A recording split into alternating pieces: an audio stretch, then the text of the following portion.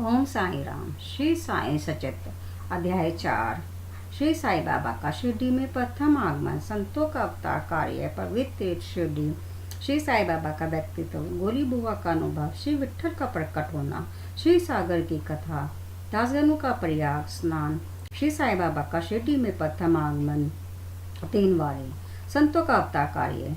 भागवत गीता 4 अध्याय 7-4 में भगवान श्री कृष्ण कहते हैं कि जब धर्म की हानि और अधर्म की वृद्धि होती है तब मैं अवतार धारण करता हूँ।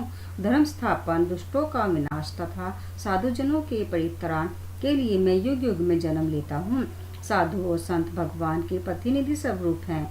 वे उपयुक्त समय पर प्रकट होकर अपनी कार्य प्रणाली द्वारा अपना अवतार कार्य पूर्ण करते हैं, अर्थात जब ब्राह्मण, क्षत्रिय और वैश्य अपने कर्तव्यों से विमुख हो जाते हैं, जब शुद्ध उच्च जातियों के अधिकार छीनने लगते हैं, जब धर्म के आचार्यों का अनादर तथा निंदा होने लगती है, जब धार्मिक उपदेशों की अपेक्षा होने लगती है, जब प्रत्येक व्यक्ति सोचने लगता है कि मुझसे श्रेष्ठ वेदांत दूसरा नहीं है, जब लोग निषिद्ध भोज्य पदार्थों और मदिरा आदि का सेवन करने लगते हैं, जब धर्म की आड़ में निंदित कार्य होने लगते हैं, जब भिन्न भिन्न धर्मावलंबी परस्पर लड़ने लगते हैं, जब ब्राह्मण संध्यादि कर्म छोड़ देते हैं, कर्मठ पुरुषों को धार्मिक रीतियों में रुचि उत्पन्न हो जाती है, जब योगी ध्यानादि कर्म करना छोड़ देते हैं और जब जन साधारण की ऐसी धारणा हो जाती है कि केवल धन, संतान और स्त्री ही सर्वस्व है, तब इस प्रकार जब लोग सत्य मार्ग से विचलित होकर अधःपतन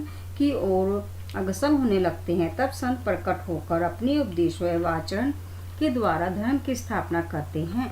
वे समुद्र के ज्योतिष की तरह हमारा उचित मार्गदर्शन करते हैं तथा सत्य पथ पर चलने को प्रेरित करते हैं। इसी मार्ग पर अनेकों संत, निर्वितीनाथ, ज्ञानदेव, मुक्ताबाई, नामदेव, गोनाक, एकनाथ, तुकाराम, नरहरि, नरसी, भाई सजन, कसाई, सांता, माली और रामदास तथा कई अन्य संत सत्य मार्ग का दिग्दर्शन करने के हेतु भिन्न भिन्न अवसरों पर प्रकट हुए और इन सबके पश्चात शिरडी में श्री साईं बाबा का अवतार हुआ। पवित्र तीर्थ शिरडी अहमदाबाद जिले में गोदावरी नदी के तट पर बड़े ही भाग्यशाली हैं, जिस पर अनेक संतों ने जन्म लिया, धारण किया और अनेकों ने वहाँ आश्रय पाया। ऐसे संतों में श्री ज्ञानेश्वर महाराज प्रमुख थे। शिरडी अहमदाबाद जिले के कोपरगांव तालुका में है। गोदावरी नदी पार करने के पश्चात सीधा शिरडी को जाता है। 8 मील चलने पर जब आप नीमगांव पहुंचेंगे तो वहां से शिरडी दृष्टिगोचर होने लगती है। कृष्णा नदी के तट पर अन्य तीर्थ स्थान गानगापुर, नरसिंहवाड़ी और अटुम्बर के समान शिरडी भी प्रसिद्ध तीर्थ है। जिस प्रकार दामाजी ने मंगलवेरा को पंढरपुर के समीप, समर्थ रामदास ने सज्जनगढ़ को, दत्ता अवतार श्री नरसिंह सरस्वती ने वारी को पवित्र किया, उसी प्रकार श्री साईनाथ ने शिरडी में अवतीर्ण होकर उसे पावन बनाया। श्री साई बाबा का व्यक्तित्व। श्री साई बाबा के सानिध्य से शिरडी का महत्व विशेष बढ़ गया। अब हम उनके चरित्र का अवलोकन करेंगे। उन्होंने इस भवसागर पर विजय प्राप्त कर ली थी, जिसे पार करना महान दुष्कर तथा कठिन है। शांति उनका आभूषण तथा वे ज्ञान की साक्षात प्रतिमा थे। वैष्णव भक्त सदैव वहाँ आश्रय पाते थे। दानवीरों में वे राजा कर्ण के समान दानी थे। वे समस्त सारों के सार रूप थे। एक पदार्थों से उन्हें अरुचि थी। सदा आत्म स्वरूप में निगम रहना ही उनके जीवन का मुख्य ध्येय था। नित्य वस्तुओं का आकर्षण उन्हें छू भी नहीं गया था। उनका हृदय शीशे के सदृश उज्ज्वल था। उनके श्रीमुख से सदैव अमित वर्षा होती थी। अमीर और गरीब उनके लिए दोनों एक समान थे। मान अपमान की उन्हें किंचित मात्र भी चिंता न थी। वे निर्भय होकर संभाषण करते, भांति भांति के लोगों से मिलजुल कर रहते, नृत्यों का अभिनय तथा नृत्य देखते और गजल कव्वालियाँ भी सुनते थे। इतना सब करते हुए भी उनकी समाधि की चित मात्र भी भंग न होती थी। अल्लाह का नाम सदा उनके होठों पर था। जब दुनिया जागती तो वे सोते और जब दुनिया सोती तो वे जागते थे। उनका अंतःकरण प्रशांत महासागर की तरह शांत था। न उनके आश्रम का कोई निश्चय कर सकता था और न ही उनकी कार्य प्रणाली का अंत पा सकता था। कहने के लिए तो वे एक स्थान पर निवास करते थे, परंतु विश्व के समस्त व्यवहारों व व्यापारों का उन्हें भली भांति ज्ञान था। उनके दरबार का रंग ही निराला था। वे प्रतिदिन अनेक किंवदंतियां कहते थे, परंतु उनकी अखंड शांति के चिन्ह मात्र विचलित न होती थी। वे सदा मस्जिद की दीवार पर के सहारे बैठे रहते थे तथा प्रातः, मध्याह्न और सायंकाल लेडी और चावरी की ओर वायु सेवन करने जाते तो भी सदा आत्मस्थित ही रहते थे। स्वतः सिद्ध होकर भी वे साधकों के समान आचरण करते थे। वे विनम्र, दयालु तथा अभिमान रहित थे। उन्होंने सबको सदा सुख पहुंचाया। ऐसे थे श्री साईं बाबा, जिनके श्री चरणों का स्पर्श कर शिरडी पावन बन गई। उसका महत्व असाधारण हो गया। जिस प्रकार ज्ञानेश्वर ने आनंदी और एकनाथ ने पैठन का उत्थान किया, वही गति श्री साईं बाबा द्वारा शिरडी को प्राप्त हुई। शिरडी के फूल, पत्ते, कंकर और पत्थर भी धन्य हैं, जिन्हें श्री साईं चरणाम्बुजों का चुंबन तथा उनके चरण रज मस्तक पर धारण करने का सौभाग्य प्राप्त हुआ।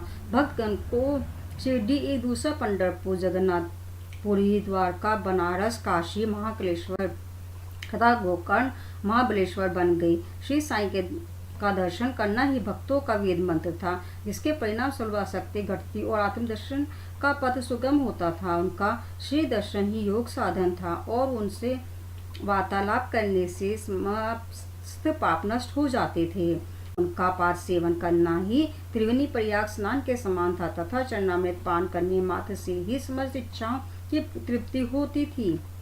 उनकी आज्ञा हमारे लिए वेद सदृश थी। प्रसाद तथा उदी ग्रहण करने से चित्त की शुद्धि होती थी। वे ही हमारे राम और कृष्ण थे, जिन्होंने हमें मुक्ति प्रदान की। वे ही हमारे परम ब्रह्म थे।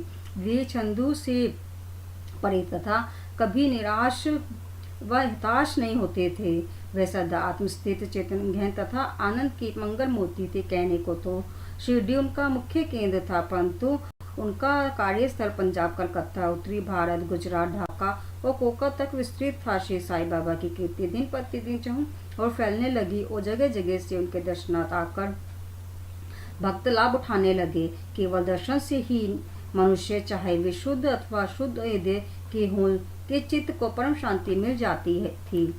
उन्हें उसी आनंद का अनुभव होता था जैसे कि पंढरपुर में श्री विठ्ठल के दर्शन से होता है। यह कोई अतिशयोक्ति नहीं है। देखिए, एक भक्त ने यही अनुभव पाया है। गोली बुआ, लगभग 95 वर्ष के वृद्ध भक्त, जिनका नाम गोली बुआ था, पंडरी के एक वारकारी थे। वे 8 मास पंढरपुर तथा 4 मास आषाढ़ से कार्तिक तक गंगा तट पर निवास करते थे। सामान ढोने के लिए वे गधे को अपने पास रखते थे और एक शिष्य भी सदैव उनके साथ रहता था।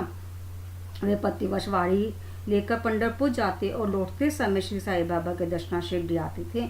बाबा पर उनका अगाध प्रेम था। वे बाबा की और एक टक निहारते और कह उठते थे कि ये तो श्री पंढरीनाथ श्री विठ्ठल के अवतार हैं, जो एक अनाथ नाथ, दीन दयालु और दीनों के नाथ हैं। गोली बुआ श्री विठोबा के परम भक्त थे। उन्होंने अनेक बार पंडरी की यात्रा की तथा प्रत्यक्ष अनुभव किया कि श्री साईं बाबा सचमुच में ही पंढरीनाथ हैं।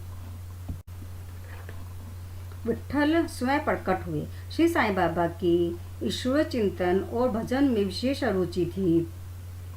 वे सदैव अल्लाह मालिक पुकारते तथा भक्तों से कीर्तन सप्ताह करवाते थे।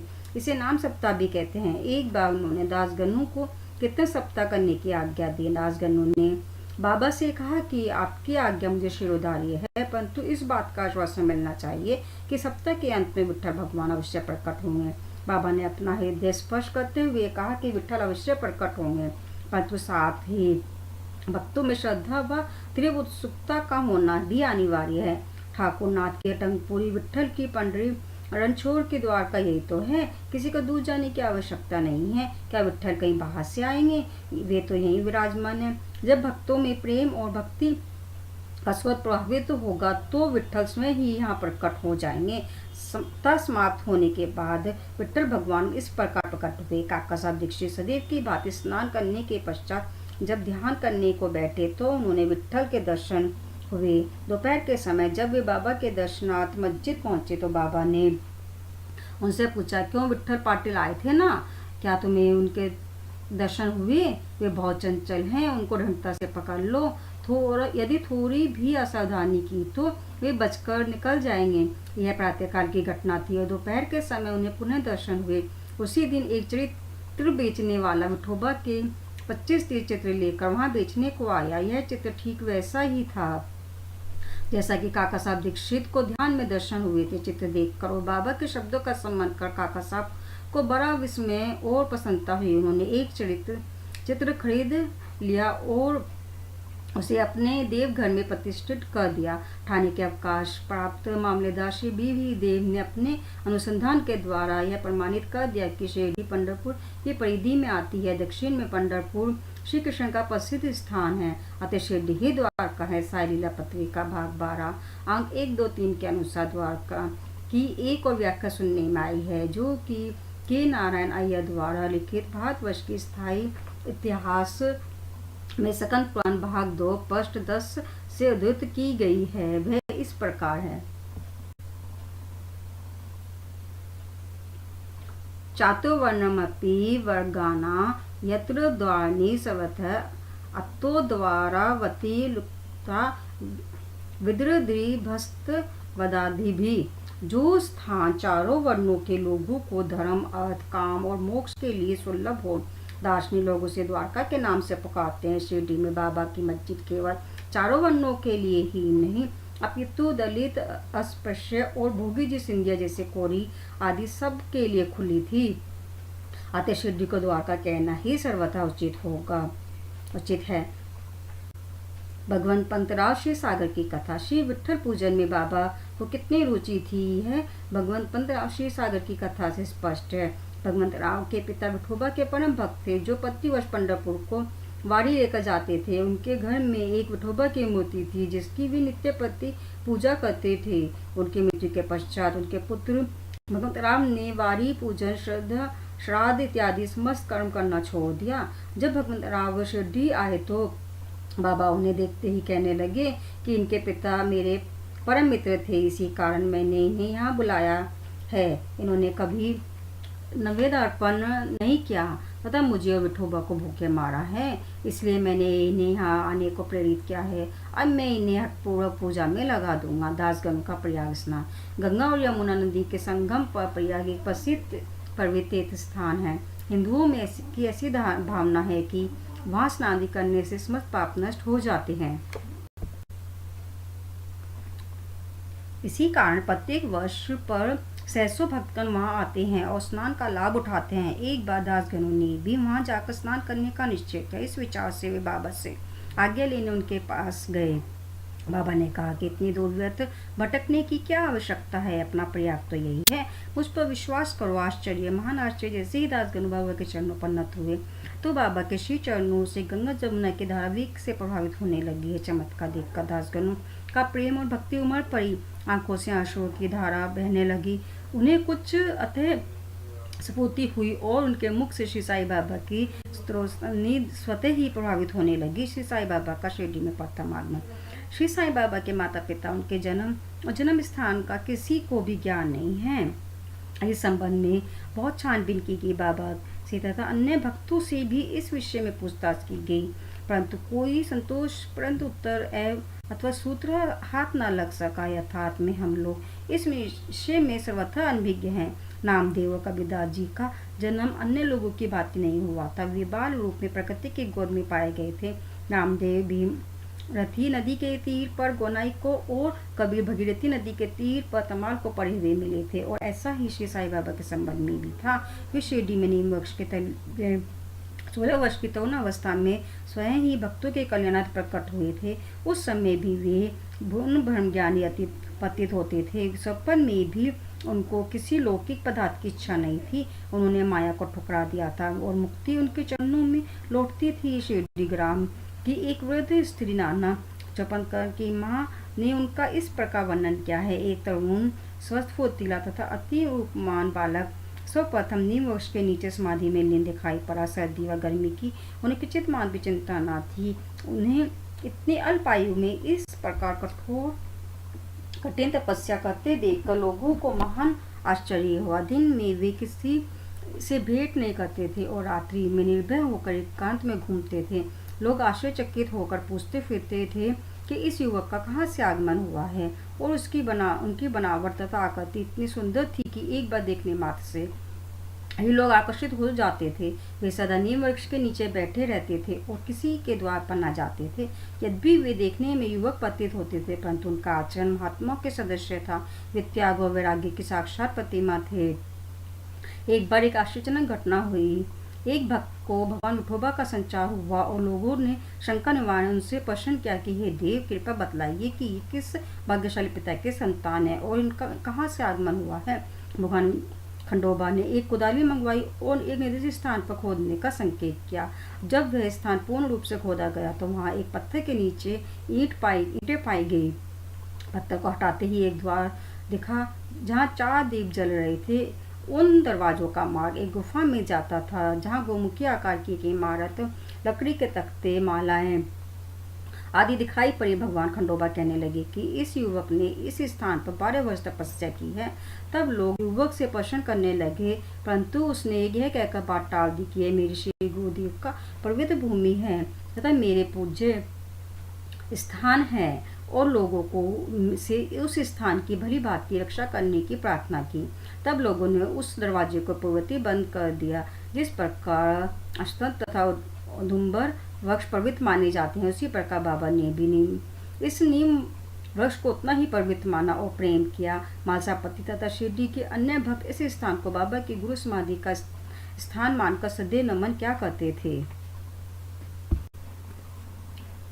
3 वारे।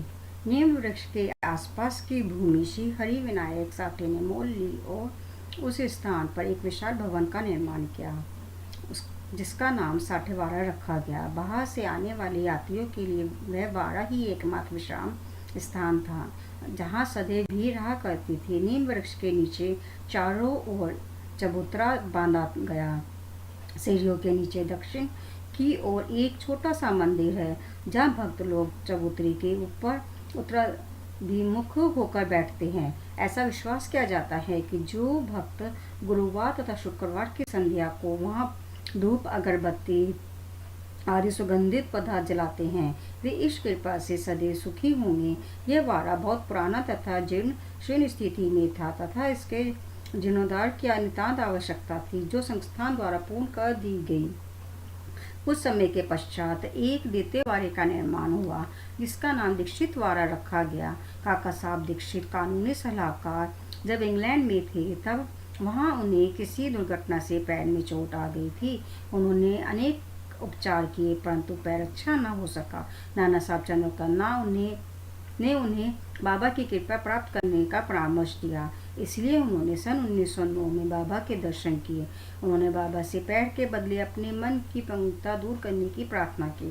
बाबा के दर्शनों से उन्हें इतना सुख प्राप्त हुआ कि उन्होंने स्थायी रूप से शिरडी में रहना स्वीकार कर लिया और इसी कारण उन्होंने अपने तथा भक्तों के हेतु एक वारे का निर्माण कराया। इस भवन का शिलान्यास दिनांक 9/12/1910 में को किया गया। उसी दिन अन्य 2 विशेष घटनाएं घटित हुई। एक, श्री दादा साहब खापटे को घर वापस लौटने की अनुमति प्राप्त हो गई और 2, चावड़ी में रात्रि को आरती आरंभ हो गई। कुछ समय में वारा संपूर्ण रूप से बन गया और रामनवमी 1911 के शुभ अवसर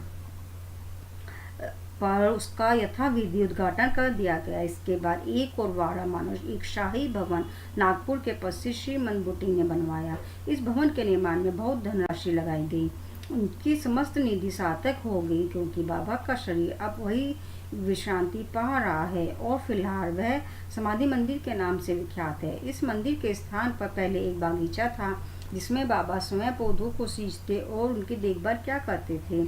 जहाँ पहले एक छोटी सी कुटी भी नहीं थी, वहाँ 3 वारों का निर्माण हो गया। इन सब में साठे वारा पूर्व काल में बहुत ही उपयोगी था। बगीचे की कथा वामन तात्या की सहायता से स्वयं बगीचे की देखभाल, शिरडी से श्री साई बाबा की अस्थायी अनुपस्थिति तथा चांद पाटिल की बारात में पुनः शिरडी में लौटना, देवीदास, जानकीदास और गंगागीर की संगति, मोहिउद्दीन तंबोली के साथ कुश्ती, मस्जिद में निवास, श्री डिंगली व अन्य भक्तों पर प्रेम तथा अन्य घटनाओं का अगले अध्याय में वर्णन किया गया है। श्री सद्गुरु साईनाथ परमस्तु। शुभम भवन्तु। ओम साई राम।